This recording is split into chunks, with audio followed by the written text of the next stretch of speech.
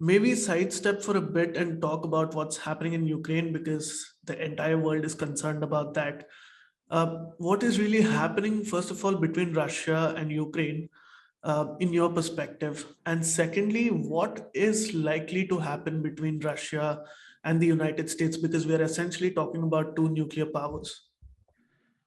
Based on our present global situation affecting almost 8 billion people, what should our priorities be? I believe globally we have 5 priorities. Number one, health, thanks to the Chinese virus. Number two, climate change, in large measure due to China's reckless exploitation of Mother Earth. Number three, economic recovery through free and open seas. Number four, terrorism. Number five, dealing with new technologies. If that is so, then the Ukraine issue is at best a diversion. At worst, an attempt to take global focus away from more pressing political issues like the US-China conflict, Afghanistan, North Korea, Middle East, Pakistan, the imminent collapse, etc. First, who benefits from the Ukraine crisis? The United Kingdom, desperately struggling for relevance and some semblance of its lost great power status, wants to double the number of its troops in Eastern Europe to increase pressure on Russia. Oh boy, Vladimir Putin would be shivering that 2,000 British soldiers have now come in and will take over Russia. This chap with the funny hairdo has lost his marbles also. You know, methinks the lady does protest too much, says Hamlet, on the obviously insincere overacting by a lady in the play.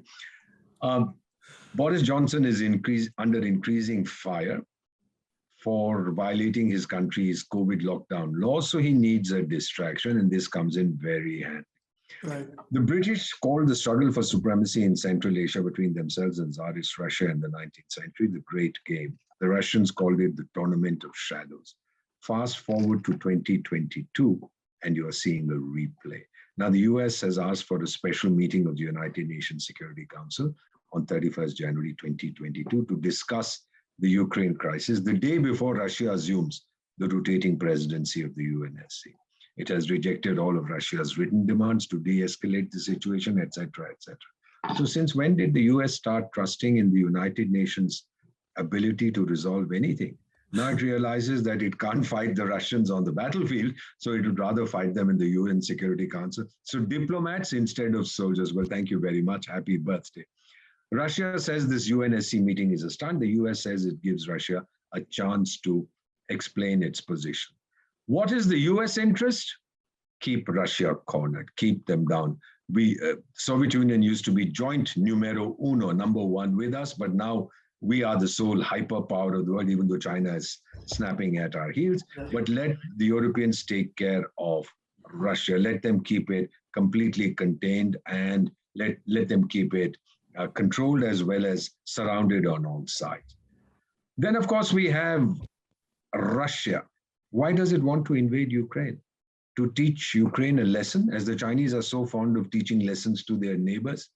Does Russia want territory? Let me tell you something very interesting, and I was there.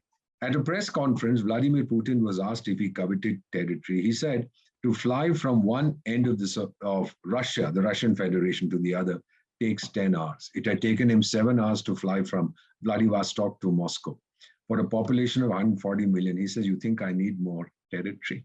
I have so much of territory. In fact, the eastern part of Russia, there are reports that the Chinese are encroaching on it, etc., etc.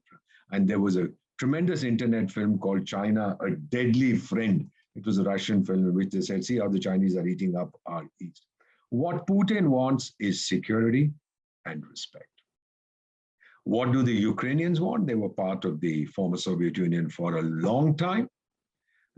They have recollections of scarcity, shortage, of control on every aspect of their lives, etc., etc. So they're not really interested in going back into any system of alliances. That dilutes their own sovereignty. You know, their president, Volodymyr Zelensky, Volodymyr is their form of Vladimir. So we have two Vladimirs opposing each other at this point of time.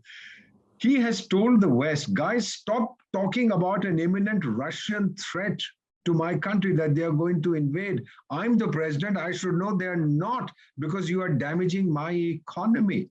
Because capital, sir, is a coward. At the slightest sign of conflict, capital will either run away or defer its plans to come in.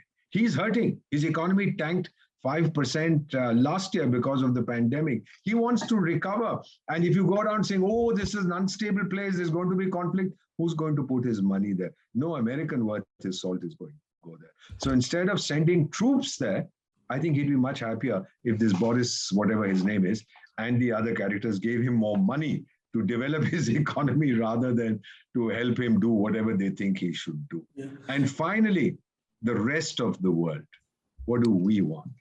Look, please don't distract us from our main objective. Let us focus on this. This is an unnecessary distraction. We can do without it. So if you guys want to fight, fight it out, rightly so, in the UN Security Council, throw ashtrays at each other. Nikita Khrushchev one took off his shoe and banged it on the table, we are told, of the UN Security Council. The same room, the same building. You guys can do that, but for God's sake, leave Ukraine alone. The Russians and the Ukrainians will sort it out. Uncle Sam, please go away. Mr. Johnson, nobody needs you. You know, there is an expression, Begani Shadi mein Abdullah Divana. This is a wedding of some people taking place, and Abdullah shows up and says, hi, I'm a guest. And they say, listen, friend, who invited you? He said, it doesn't matter, I'm here. So that's precisely the point, that Divana Abdullah is running around at a marriage to which nobody is invited. I believe this issue will be resolved through negotiation, through compromise. Russia will not give in. The Americans will say, all right, we have this 2015 Minsk agreement, and it had talked of several things. We have talked of demilitarization, restoration of sovereignty, etc., full control of the border. Let's go back to that. Let's talk about that for the next 20 years. During this time, Ukraine will continue to develop. I have seen this in the course of my career. My final comment, which is an old expression in the United States, jaw means talk, put your faces together. Jaw is better than war. Please remember to subscribe to us and switch on the notifications for this channel. For our other social media links, more content, and to support our work, please visit citti.net. धन्यवाद, नमस्कार.